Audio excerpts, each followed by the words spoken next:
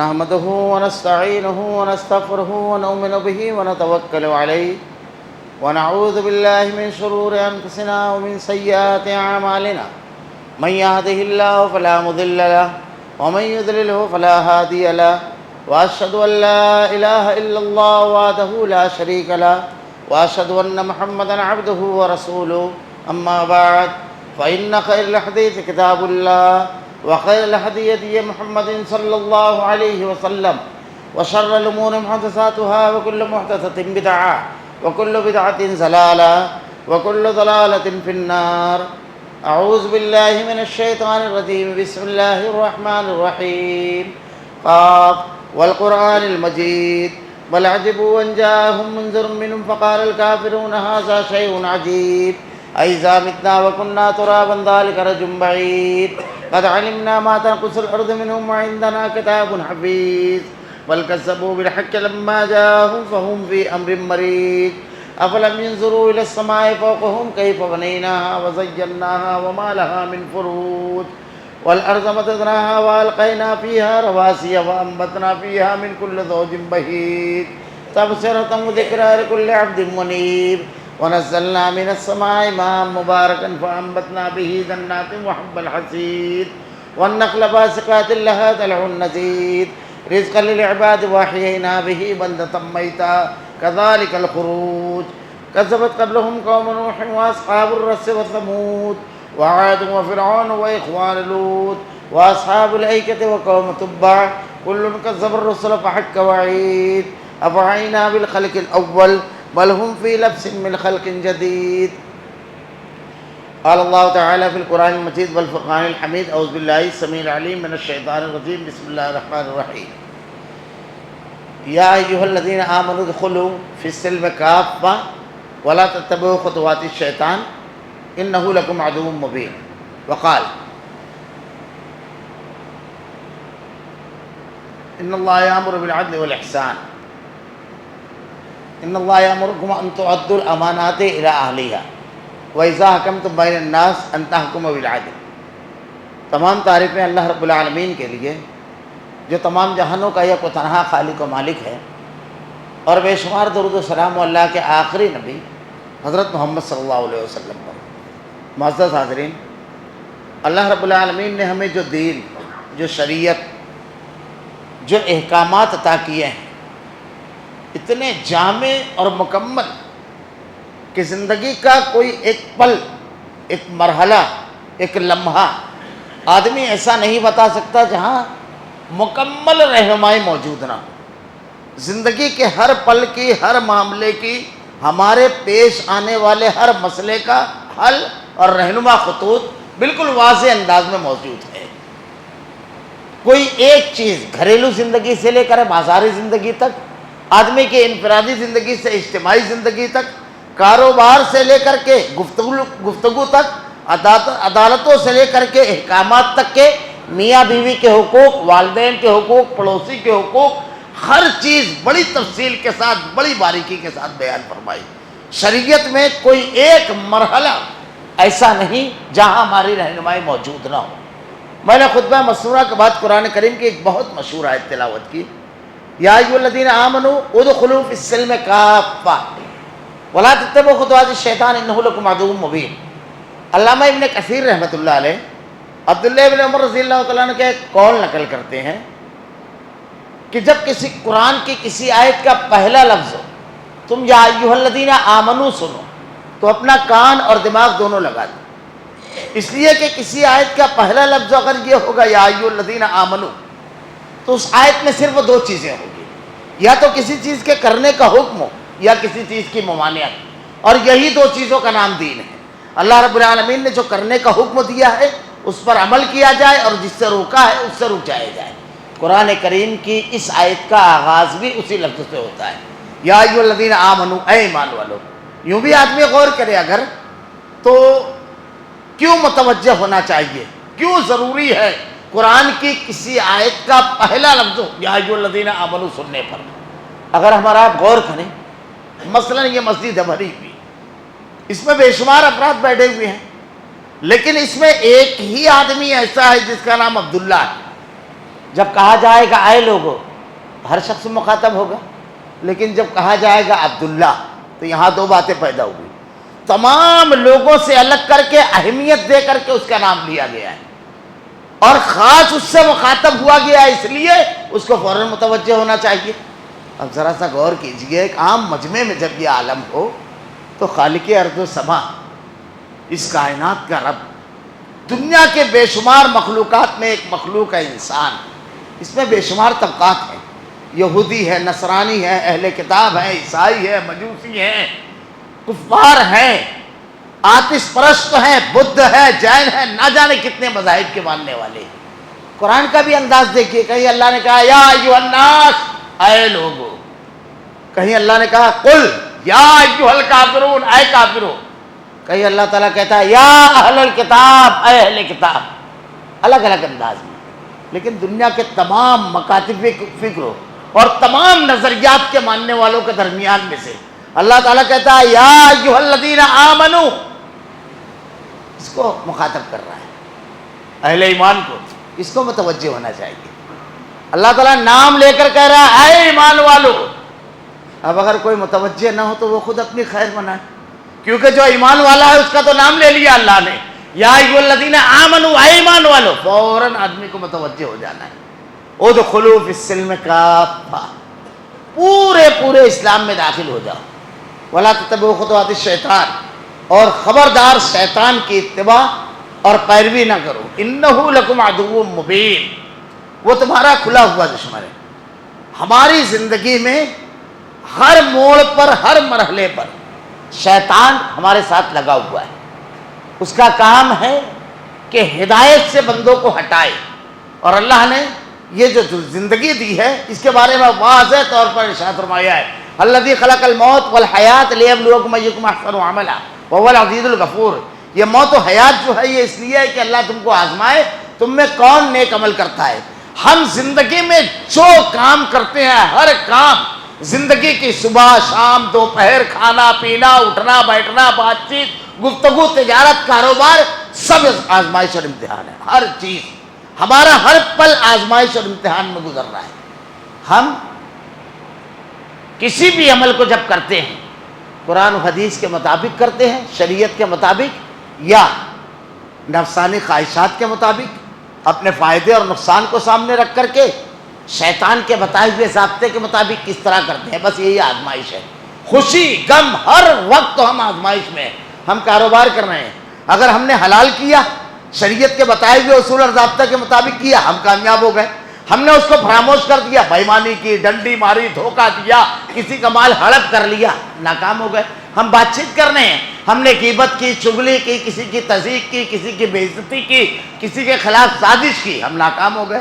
ہم نے ان تمام چیزوں سے اپنے آپ کو روکا، سچائی، دیانتداری، ایمانداری، اور کسی کے ساتھ زیادتی نہ کی، ہم کامیاب ہو گئے۔ زندگی کا ہر پل آزمائش اور امتحان میں ہے۔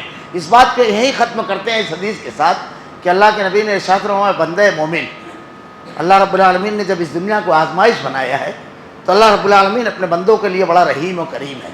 اللہ کے نبی نے ارشاد فرمایا، صحیح مسلم کی روایت ہے کہ بندہ جب صبح کرتا ہے تو اس کے بعد سامنے دونوں راستے ہوتے ہیں، ایک رحمان کا راستہ اور دوسرا شیطان کا راستہ۔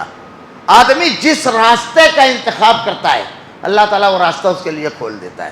یہ ہمارے اختیار میں رہتا ہے کہ ہم کس راستے کا انتخاب کرتے ہیں، رحمان کے راستے کا یا شیطان کے راستے کا۔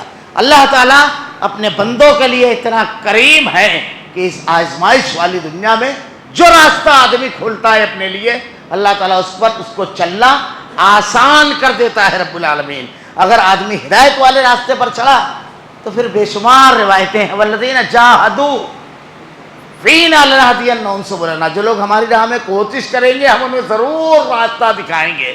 آدمی بڑھتا ہے اللہ رب العالمین کی طرف۔ اللہ کے نبی کی وہ مشہور حدیث ہے، ہر چیز میں وہ حدیث، ہر معاملے میں وہ حدیث فٹ ہے کہ بندہ اللہ کی طرف ایک قدم بڑھتا ہے، اللہ 10 قدم، بندہ چل کر جاتا ہے، اللہ دوڑ کر کے۔ یہ وہی ہے، نیکی کی طرف، اچھائی کی طرف، خیر کی طرف، شریعت کے احکامات پر عمل کی طرف بندہ اپنے آپ کو صرف لگاتا ہے، راستہ کھلتا چلا جاتا ہے، اللہ آسانیاں کرتا چلا جاتا ہے۔ بات ذرا سا خطبے میں بڑا مختصر وقت ہوتا ہے، مجھ کو جو عنوان دیا گیا کہ عہدہ اور منصب، اس کی ذمہ داری، اس کی فضیلت، اہمیت، یہ تمام چیزیں شریعت کے معاملات میں نے بالکل آغاز میں کہا کوئی ایک معاملہ ایسا نہیں ہے جہاں شریعت میں ہمیں واضح رہنمائی موجود نہ ہو۔ ہماری زندگی میں جو فساد اور خرابیاں ہیں ہر معاملے میں، ہر جگہ، اس کی بنیادی وجہ اور سبب شریعت سے انحراف، شریعت کے احکامات کو بروئے کار نہ لانا، اس کے اوپر عمل نہ کرنا، اس کی بنیادی وجہ۔ اگر ہم اپنے معاملات کو 2 جملے میں کہا جائے شریعت کے مطابق کر لیں، ہمارے تمام معاملات درست ہو جائیں۔ عہدوں کا جہاں تک کہ معاملہ ہے، اللہ کے نبی صلی اللہ علیہ وسلم نے سلسلے میں جو احکامات بیان فرمائے ہیں، قرآن کریم میں جو واضح تعلیمات موجود ہے کہ اللہ رب العالمین اگر کسی قوم کو، کسی فرد کو کوئی منصب عطا کرتا ہے تو یہ اللہ رب العالمین کا انعام ہے، اللہ کی طرف سے اگر وہ ملتا ہے۔ وَلَقَدْ كَرَّمْنَا بَنِي آدم، ہم نے بنی آدم کو فضیلت دی۔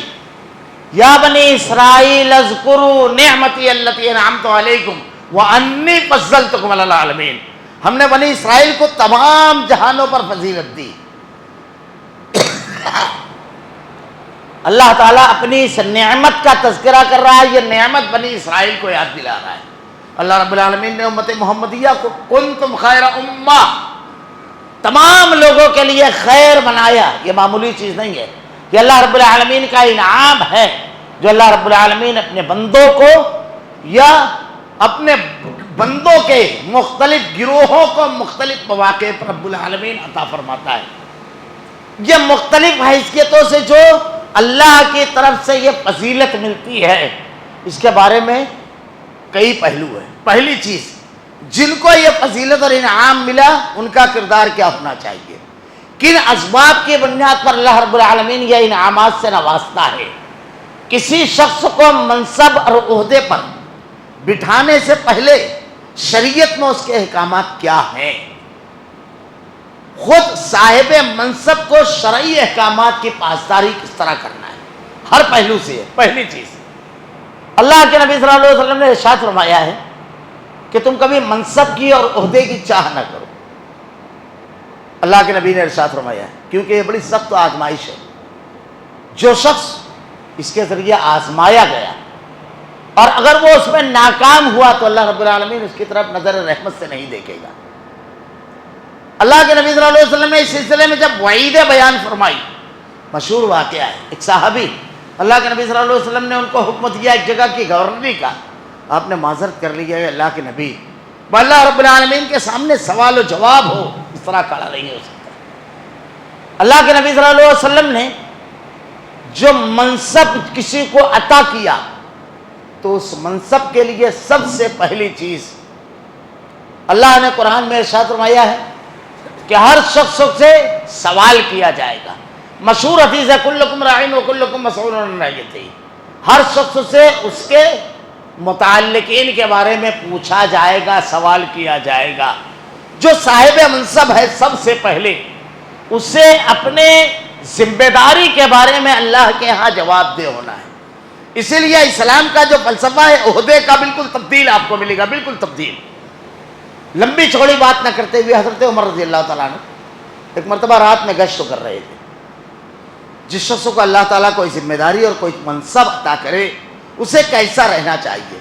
حضرت عمر رضی اللہ تعالیٰ عنہ گشت کر رہے ہیں، ایک مقام پر پہنچے، انہوں نے دیکھا ایک شخص خیمے کے باہر بیٹھا ہوا ہے اور انتہائی متفکر، غمزدہ اور بہت ہی فکر مند چہرہ۔ آپ نے پوچھا کیا بات ہے؟ کہا مسافر ہوں، میری اہلیہ ساتھ میں ہے اور اس سے درد ذہ۔ حضرت عمر رضی اللہ تعالیٰ عنہ فوراً گئے اپنے گھر، واقعہ بڑا مشہور ہے، اپنی اہلیہ کو جا کر کے کہا ایسا ایسا معاملہ ہے۔ انہوں نے وہ سارے ساز و سامان جو اس وقت لگتے ہیں لے کر کے مسافر کے پاس پہنچے، آپ کی اہلیہ اندر چلی گئیں، وہ بیٹھ کر کے مسافر حضرت عمر رضی اللہ تعالیٰ عنہ سے گفتگو کرتا رہا اور دوران گفتگو اس نے کہا بھی کہ امیر المومنین تو آپ جیسے شخص کو رہنا چاہیے، اتنا ذمہ دار، کافی تعریف نہیں کی۔ یہ گفتگو چل رہی ہے، ذمہ دار کسے کہا جاتا ہے؟ کون ہے جو اپنی ذمہ داریاں کما حقہ ادا کرتا ہے، کن جذبات کی ضرورت ہوتی ہے، کیسے احساسات، کیسا ذمہ داری کا ادراک ہونا چاہیے۔ حضرت عمر رضی اللہ تعالیٰ عنہ اور ان دونوں کے درمیان گفتگو ہو رہی ہے، اندر سے آپ کی اہلیہ آواز دیتی ہے، امیر المومنین اپنے ساتھی کو بیٹے کی خوشخبری سنا دو۔ اندر سے جب یہ آواز آئی تو وہ شخص جھٹکے سے اٹھ کر کے کھڑا ہو گیا۔ ہاں آپ امیر المومنین، ایک جملہ، یہ تاریخ ہے، یہ کسی منصب اور کسی ذمہ داری پر بیٹھے ہوئے شخص کا تعارف۔ آپ نے ایک جملہ کہا نا، جب اس نے کہا آپ امیر المومنین ہے، کہا نا خادم المسلمین، وہ مسلمانوں کا خادم ہو، یہ میری ذمہ داری ہے کہ میری رعایا، میرے ماتحتین کس حالت میں ہے یہ میں جانوں۔ ایک آدمی کو اگر کسی منصب پر رکھا جائے، سب سے پہلی چیز اس منصب کے ساتھ اس کا انصاف کرنا، اس عہدے کے ساتھ اس کا انصاف کرنا۔ اللہ کے نبی صلی اللہ علیہ وسلم سے حضرت ابو ذر غفاری رضی اللہ تعالیٰ عنہ، یہیں پر ایک دوسرا پہلو بھی ہے کہ کسی شخص کو جب کسی منصب پر بٹھانا ہے تو اسے انصاف کرنا چاہیے، اس کو اپنے منصب کے ساتھ عدل کرنا چاہیے۔ پھر بڑی مشہور حدیث ہے کہ اللہ کے نبی نے کہا 7 لوگ اس وقت تو اللہ کے سائے میں ہوں گے جب کوئی سایہ نہیں ہوگا، کوئی سایہ نہیں ہوگا۔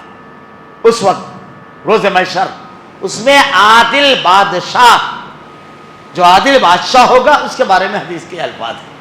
اللہ کے نبی صلی اللہ علیہ وسلم نے حضرت ابو ذر غفاری رضی اللہ تعالیٰ عنہ، اگر کسی کو عہدہ اور منصب، کسی مقام، کسی ذمہ داری کو ہم دیں تو شریعت کے احکامات کیا ہے، شریعت نے اس سلسلے میں کیا کہا؟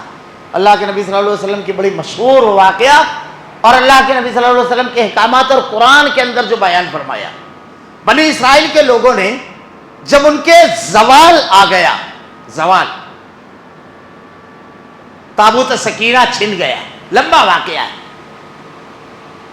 تو نبی سے کہا کہ اللہ سے دعا مانگیے کہ اللہ رب العالمین ہمارا کوئی بادشاہ مقرر کر دے گے تاکہ ہم اس کی سپہ سالاری میں جنگ لیں، اور یہ تمام ہماری جو عظمت ختم ہو گئی، بکھر گئے، ہماری کوئی حیثیت نہیں رہ گئی، پورا سسٹم خراب ہوتا چلا جا رہا ہے، یہ دوبارہ ہماری عظمت رفتہ لوٹ آئے، دعا کیجئے۔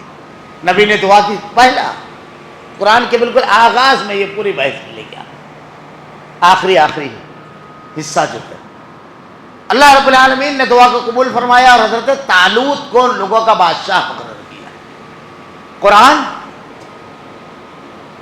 انتہائی جامع کتاب ہے، اور میں اکثر کہا کرتا ہوں انسانی سائیکالوجی اور نفسیات پر دنیا کی سب سے دلچسپ کتاب قرآن کریم ہے، اس لیے کہ اس کا سبجیکٹ تو انسان ہے، اس لیے انسان کی سائیکالوجی جتنی زبردست انداز میں قرآن نے بیان کی آپ کو دنیا کسی کتاب میں نہیں ملے گی۔ انسان غصے میں کس طرح سوچتا ہے، انسان انتہائی محبت جب ہوتی ہے تو اس کے جذبات کیا ہوتے ہیں، اس کا اقدام اور اس کا طریقہ کار کیا ہوتا ہے، انتہائی کمزور ہوتا ہے تو اس کی سائیکالوجی کس انداز میں کام کرتی ہے۔ پوری پڑھیے قرآن میں، آپ کو ہر جگہ ملے گی، ہر جگہ، ہر چیز کی تفسیر، ہر چیز کا ضابطہ۔ جب ان لوگوں نے حضرت نبی سے کہا اور اللہ نے کہا تمہارا بادشاہ طالوت، تو کیا کہا بنی اسرائیل کے لوگوں نے؟ یہی سائیکالوجی آپ کو ملے گی۔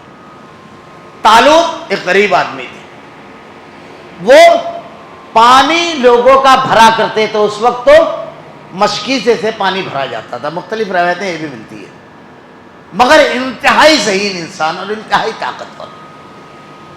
تو کہا یہ ارے اتنے بڑے بڑے سردار موجود ہیں، ڈگریاں دیکھیے ان کی، ان کا منصب، ان کا زہد و تقوی، ان کی پرہیزگاری، ان کی لمبی لمبی داڑیاں، یہ بیچ میں ایک نام لے کر آ گئے طالوت۔ یہ تنقید کا انداز۔ اللہ نے قرآن میں الفاظ کیا کہیں؟ وَزَادَهُ بَسْطَةً فِي الْعِلْمِ وَالْجِسْمِ۔ طالوت کو اللہ رب العالمین نے اس لیے بادشاہت دی ہے کہ اس کے اندر علم اور جسم ہے۔ تم کو جنگ کرنا ہے، جنگ کے لیے جسم کی ضرورت ہے، طاقتور ہونا سپہ سالار کا، اور جنگی چالوں کے لیے ذہین ہونا قائد کا۔ یہ دو صلاحیتیں قائد کے لیے اس وقت وہاں بہت ضروری تھی۔ اللہ نے پہلے وہ صلاحیتیں بتائی، وَزَادَهُ بَسْطَةً فِي الْعِلْمِ وَالْجِسْمِ کہ اللہ نے اس کو علم اور جسم دیا ہے. کسی کو اگر کسی کام کی ذمہ داری دی جا رہی ہے تو اس کے اندر وہ صلاحیت ہے یا نہیں، یہ دیکھنا سب سے پہلی ذمہ داری ہے.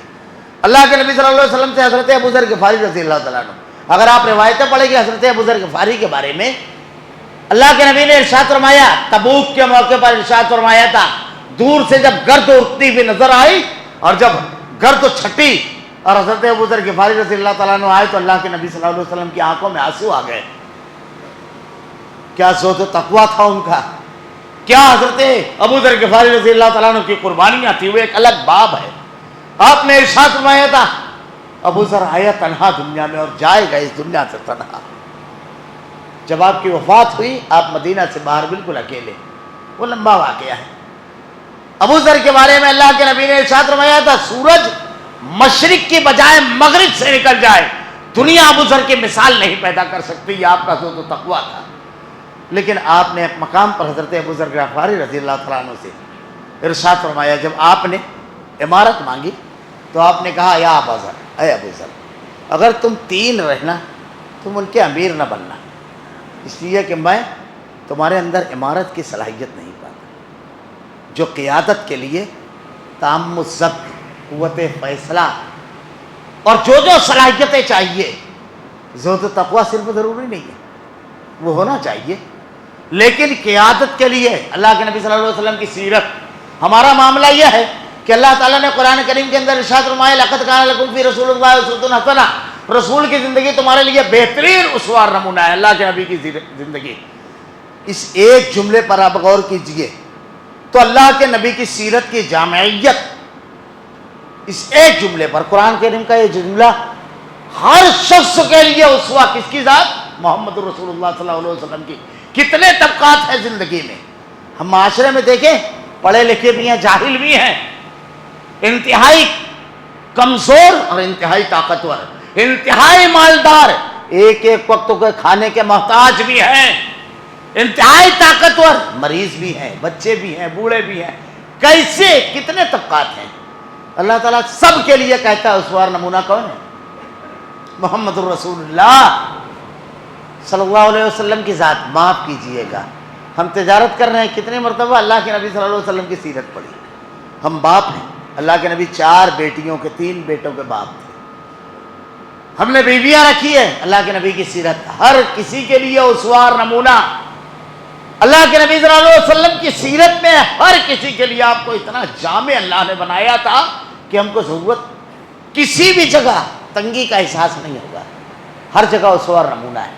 اللہ کے نبی صلی اللہ علیہ وسلم کی سیرت پڑھی. اللہ کے نبی صلی اللہ علیہ وسلم نے اپنی زندگی میں جتنے بھی لوگوں کو ذمہ داریاں دی، کام دیا، اس میں دونوں پہلو ہے. ایک تو یہ کہ جو ذمہ دار ہے اس کی ذمہ داری کیا ہے، دوسرا یہ کسی ذمہ دار کے انتخاب کا ضابطہ کیا ہے. یہ بڑی اہم چیز ہے. اس کے لیے کیا، وہ کتنا زیادہ متحمس، کتنا مخلص، کتنا زیادہ اپنی ذمہ داری کو ادا کرنے والا ہے، یہ سب سے زیادہ اہم چیز ہے. اس سے ہمارے تعلقات کیسے ہیں یہ اہم چیز نہیں ہے. اللہ کے نبی صلی اللہ علیہ وسلم کی سیرت دیکھیے، مختلف مواقع پر آپ نے مختلف افراد کو ذمہ داریاں دی. باصلاحیت افراد، اللہ نے قرآن میں ضابطہ دیا ہے، جب کسی کو کام دیا جائے تو یہ دیکھا جائے کہ اس کے اندر اس کام کی صلاحیت اور ذمہ داری ہے یا نہیں. بنی اسرائیل نے جب اعتراض کیا تو اللہ نے یہی جواب دیا، وَزَادَهُ بَسْطَةً فِي الْعِلْمِ وَالْجِسْمِ. اس لیے طالوت کو دی گئی ہے بادشاہت کہ اللہ نے اس کو علم اور جسم دیا ہے، یعنی وہ صلاحیت. اللہ کے نبی صلی اللہ علیہ وسلم نے یہی بیان فرمایا ہے. آپ پوری سیرت پڑھیے. اللہ کے نبی صلی اللہ علیہ وسلم نے کسی کام کی ذمہ داری اگر کسی کو دی، سیرت میں دیکھیے حضرت خالد بن ولید رضی اللہ تعالیٰ نے اس اسلامی نہیں، انسانی تاریخ کے بے مثال سپہ سالار ہے. آپ کی مثال نہیں ہے. حیرت ہوتی ہے جب آپ کے غزوات اور جنگیں آدمی پڑھتا ہے. 5000 کا لشکر لے کر کے 1 لاکھ کے لشکر سے ٹکرا گئے. جرموک، حیرت انگیز 9 تلواریں ٹوٹی. کتنا بڑا لشکر تھا سامنے مشرکین کا. تاریخ پڑھیے حضرت خالد بن ولید رضی اللہ تعالیٰ عنہ کی. حیرت زدہ ہے انسانی تاریخ میں ایسے کارنامے. آپ دیکھیے اللہ کے نبی صلی اللہ علیہ وسلم کی سیرت. حضرت امیر حمزہ اور حضرت عمر رضی اللہ تعالیٰ عنہ کے ساتھ غزوہ احد میں آپ کہتے ہیں کہ وہ جو نوجوان ہیں خالد بن ولید رضی اللہ تعالیٰ، اس پر نظر رکھنا، اس پر نظر رکھنا، یہ غزوے سے پہلے آپ نے کہا تھا۔ اور آپ دیکھیے حضرت خالد بن ولید رضی اللہ تعالیٰ عنہ کو کس طرح اللہ کے نبی نے قیادت دی غزوات کی، لیکن آپ نے دعوت کے محاذ پر حضرت خالد بن ولید رضی اللہ تعالیٰ عنہ کو کبھی نہیں بھیجا، آپ کے اندر وہ صلاحیت تھی۔ اب دعوت کے محاذ پر حضرت مصعب بن عمیر رضی اللہ تعالیٰ عنہ، ہمارے یہاں مسئلہ یہ ہے، ہم اگر اپنی جماعت کا امیر بنانا چاہتے ہیں، اپنے ادارے کا سیکریٹری اور ذمہ دار بنانا چاہتے ہیں، اپنے گھر کے اندر کسی کے ہاتھ میں کاروبار دینا چاہتے ہیں، اس کے اندر وہ صلاحیت ہے یا نہیں، یہ دین، یہ شریعت ہے۔ اگر صلاحیت نہیں ہے تو ہم نے آدمی کو بھی ضائع کیا اور کام کو بھی خراب کر دیا، یہ دین ہے۔ اللہ کے نبی صلی اللہ علیہ وسلم نے حضرت مصعب بن عمیر رضی اللہ تعالیٰ عنہ کو مدینہ بھیجا، سیرت پڑھیے۔ مصعب بن عمیر رضی اللہ تعالیٰ عنہ کو مقری کہا جاتا ہے۔ اللہ کے نبی کے ہجرت کرنے سے پہلے مدینہ کے ہر گھر میں اسلام پہنچا دیا۔ عصر اور مغرب کے درمیان 2 قبیلے آپ کے ہاتھ پر مسلمان ہوئے تھے، 2 قبیلے، اتنے زبردست داعی اور مبلغ تھے۔ اللہ کے نبی صلی اللہ علیہ وسلم نے جو افراد کا انتخاب کیا ہے، تو اس میں عام آدمی کی ذمہ داری ہے کہ افراد کا انتخاب ہم کیسے کر رہے ہیں۔ بے شمار واقعات ہیں، میں اکثر بیان کرتا ہوں حضرت حذیفہ رضی اللہ تعالیٰ عنہ، اللہ کے نبی صلی اللہ علیہ وسلم نے ہر مرحلے پر افراد کا جو انتخاب کیا، افراد کا انتخاب صلاحیت دیکھ کر کرنا، یہ شریعت، یہ دین ہے۔ پوری سیرت اللہ کے نبی کی آپ کو ملے گی کہ اللہ کے نبی صلی اللہ علیہ وسلم نے جس کام کے لیے جس صحابی کو لگایا، بالکل اس کے لیے بالکل فٹ۔ اللہ کے رسول صلی اللہ علیہ وسلم قرآن کی اس آیت کہ اگر کسی شخص کے اندر امانت کی صلاحیت ہے تو اس کے حوالے کیا جائے، اگر صلاحیت نہیں ہے تو نہیں۔ فتح مکہ کے موقع پر سیرت اٹھا کر دیکھیے، فتح مکہ جب ہوا، اللہ کے نبی صلی اللہ علیہ وسلم، حضرت عثمان بن طلحہ کا واقعہ بڑا مشہور ہے۔ حضرت عثمان بن طلحہ یہ کلید بردار تھے، کعبۃ اللہ کی چابی ان کے خاندان میں چلی آ رہی تھی۔ کعبۃ اللہ کا نظام الگ الگ خاندانوں میں، قبیلوں میں بٹا ہوا تھا۔ قبیلے قریش کی ذمہ داری حاجیوں کو پانی پلانا تھا۔ اللہ کے نبی صلی اللہ علیہ وسلم مکہ فتح سے پہلے، ہجرت سے پہلے، ایک مرتبہ کعبۃ اللہ میں جا کر کے نماز پڑھنا چاہتے تھے۔ اللہ کے نبی صلی اللہ علیہ وسلم نے نماز پڑھنے کا ارادہ کیا اور عثمان بن طلحہ نے کعبۃ اللہ کو چابی لگائی۔ آپ نے کہا کہ میرا کچھ دیر عبادت کرنے کا اللہ کے گھر میں ارادہ ہے۔ انہوں نے تالا لگایا اور چابی گلے میں ڈال کر کے کھیلتے ہوئے یہ جملہ کہتے ہیں، یہ ہمارا اختیار ہے، جسے چاہے دے، جسے چاہے محروم کرے۔ یہ اللہ کے نبی کے ساتھ ہوا۔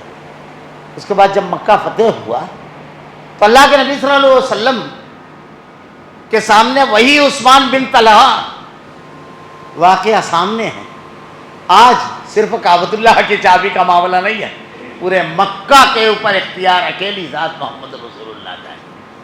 سامنے آئے حضرت عثمان بن طلحہ، آپ کے داماد، آپ کے چچا زاد بھائی اور اسلام کے لیے بے شمار خدمت دینے والے حضرت علی رضی اللہ تعالیٰ عنہ۔ حضرت علی نے کہا، اے اللہ کے نبی، ان سے چابی لے کر کے ہمیں دے دیجیے۔ آپ کے اپنے خانوادے اور قبیلے بنو ہاشم کے پاس 2 اعزاز ایک ساتھ جمع ہو جائیں گے، حاجیوں کو پانی پلانا اور کلید برداری کعبۃ اللہ کی چابی۔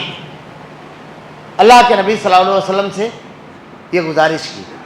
ابھی یہ معاملہ ایسا ہوتا ہے، ہمارے یہاں ہر جگہ قیادت کے مسائل ہیں، لیکن قائدین کا معاملہ ٹیچرز کے انتخاب سے لے کر کے اداروں میں مختلف مقامات پر مختلف افراد کے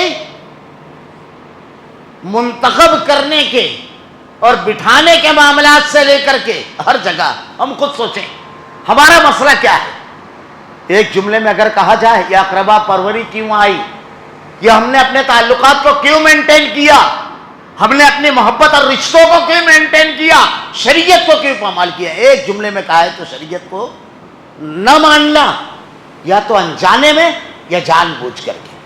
ہم نے دیکھنے کی ضرورت ہی نہیں محسوس کی۔ وہ کون جس نے دنیا کو قیادت و سیادت سکھائی، دنیا کی قیادت و سیادت کے لیے بین الاقوامی سطح پر دیکھی، آج ملکی سطح پر، شہری سطح پر وہ قائد کو تلاش کر رہی ہے۔ اللہ رب العالمین نے رہبر اور رہنما بنا کر بھیجا، کنتم خیر امہ، ہم نے تم کو بہترین امت بنایا. کس لیے؟ تامرون بالمعروف وتنہون عن المنکر، لا کے لوگوں کو بھلائی کا حکم دو اور برائی سے روکو. وہ امت اللہ کے نبی صلی اللہ علیہ وسلم، صحابہ کرام کیسی قیادت کی. یہ خطبہ بہت مختصر، وقت یوں بھی ہو چکا ہے، ورنہ صرف اقوال بتائیں کہ اللہ کے نبی نے جو قائدین تیار کیے کس بنیاد پر. اگر صحابہ کرام کی سیرت پڑھے، مکہ کے یہ وہی چرواہے تھے جو بکریاں چرایا کرتے تھے، کسی بادشاہ کی دربار میں حاضری پر فخر کرتے تھے، لیکن چند دنوں میں اللہ رب العالمین نے قیصر و کسریٰ کے تخت و تاج ان کی ٹھوکروں نے کس بنیاد پر ڈالا؟ اس لیے کہ ان کی زندگی میں پہلے اسلام نہیں تھا، بعد میں اسلام آ گیا. اسلامی تعلیمات، کیا جملہ اللہ کے نبی نے کہا تھا، بدل دیتا ہے اسلام، لوگوں کو بدل دیتا ہے. یہ ابو بکر صدیق رضی اللہ تعالیٰ عنہ ایک بڑھیا کے گھر میں جا کر کے جھاڑو دے رہے ہیں، وقت کا امیر المومنین، سب سے بڑی سلطنت کے فرما روا حضرت عثمان ذوالنورین. یہ خدمت کے جذبات انتہائی کمزور اور غریب سے انتہائی جھک کر کے مل رہے ہیں. یہ آیا کہاں سے؟ شخصیت کی تعمیر اسلام کی بنیاد پر. کیا کہا اللہ کے نبی نے جب حضرت علی رضی اللہ تعالیٰ نے ساری چیزیں یاد دلائی کہ ہمارے قبیلے کی عزت بڑھ جائے گی؟ آپ کے داماد بھی تھے، چچا زاد بھائی بھی تھے. اللہ کے نبی نے قرآن کی آیت، ان اللہ یامرکم ان تؤدوا الامانات الی اہلیہا، امانتیں ان کے اہل کے سپرد کرو. دو طرفہ ہے یہ معاملہ. ایک تو ذمہ دار کا ذمہ داری سے کما حقہ، تمام کے تمام ذمہ داریوں کو ادا کرنا. ذمہ دار کے انتخاب کے سلسلے میں کن چیزوں کو بروئے کار لانا، اور بھی بہت سارے پہلو ہیں.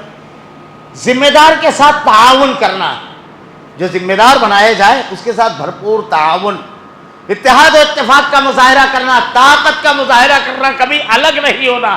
ایک فیصلہ اگر ہو جائے تو اس پر لگ جانا.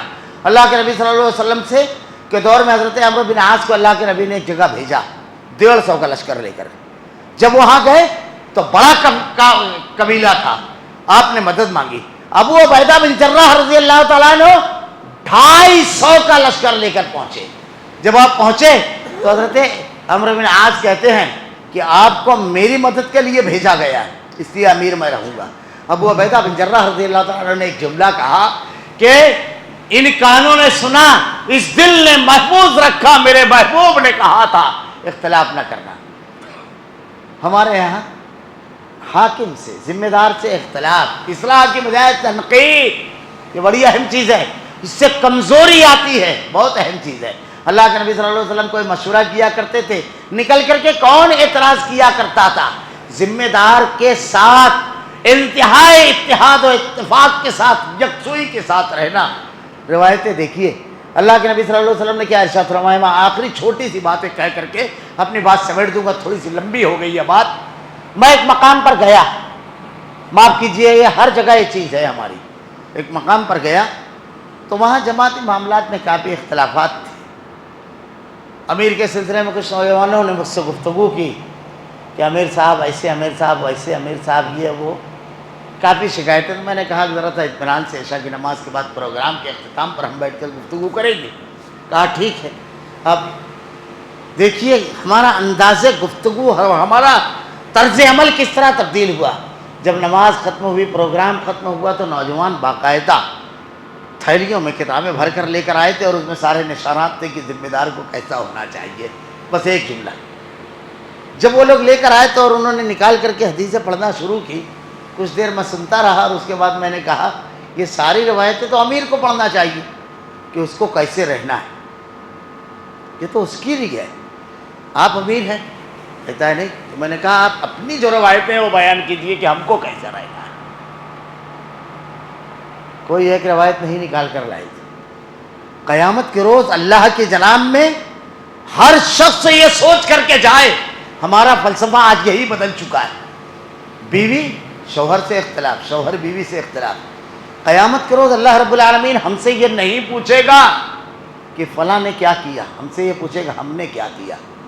ہم سے یہ نہیں، ہماری بیوی سے اللہ یہ نہیں پوچھے گا تیرا شوہر کیسا تھا، نہ. ہم سے یہ سوال کرے گا تو اپنی بیوی کے حقوق ادا کیا.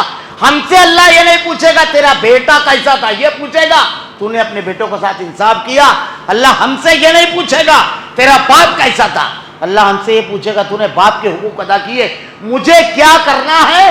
یہی فلسفہ حیات اسلام نے دیا ہے۔ صحابہ حق کے ادا کرنے والے تھے اور ہمارا معاملہ یہ ہے کہ ہم حق کا مطالبہ کرنے والے ہیں۔ اسی بنیاد پر زندگی کے ہر معاملے میں کہیں نہ کوئی خامی اور کمی جو نظر آتی ہے، کامیاب ترین انسان وہ ہے جو شریعت کے احکامات کو معلومات کے لیے، دوسروں کو رد کرنے کے لیے، اپنے علمی سکے کو بٹھانے کے لیے نہیں بلکہ عمل کرنے کے لیے۔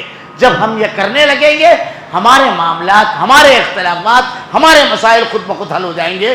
اللہ رب العالمین سے دعا ہے کہ رب العالمین شریعت کے تمام معاملے میں اللہ ہمیں عمل کرنے والا بنا، رب العالمین ہر معاملے کو رب العالمین تیری نازل کردہ ہدایت کے مطابق کرنے کی توفیق دے۔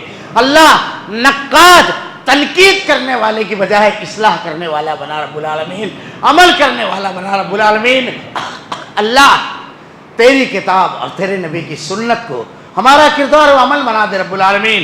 اے اللہ ہم تیرے بڑے کمزور بندے ہیں، اللہ ہم میں اور گناہوں میں دوری پیدا فرما، رب العالمین نیکیوں سے محبت پیدا فرما، رب العالمین جنت میں لے جانے والے اعمال کرنے کی توفیق دے، ہمارا خاتمہ ایمان پر فرما۔ ربنا لا تزغ قلوبنا بعد إذ هديتنا وهب لنا من لدنك رحمة إنك أنت الوهاب۔